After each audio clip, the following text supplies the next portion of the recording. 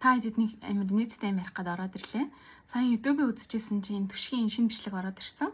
Тэгээ би тал хүртэл нь үзчихэд ороод ирсэн. Яагаад тэгэхээр энэ зургийг харангуйтаа би юун танил зураг вэ гэд. Тэгээ логогийг харсан чинь мэдээ мэн гэжсэн байгаа байхгүй юу. Тэрвээ миний YouTube-ийг үзэгчд байгаа бол би чинь одоо өмнө сэтгүүлчээр ажиллаж байсан. Одоо 5 жил орчим яг сэтгүүлчээр ажиллаагүй гэж бодох юм бол энэ нийтлэлийг би нэг 8 орчим жилийн өмнө биччихсэн байгаа байхгүй юу. Зурагч ахтайгаа хоёлаа за нэг бэлгийн тийшээл гисэн гэл яваал нилээн доор машина үлдээгээл дээш хоёлын цаснаар өөстөө энэ нэг нүхийг хайгаал арай иш нэг юм очиж энэ зургийг аваад тэр нийтлэлийг нь би нэг хідэн албаны хүмүүсээс тодруулаад биччихсэн санагдчихээн. Тэгээд нэг амар инээдтэй юм.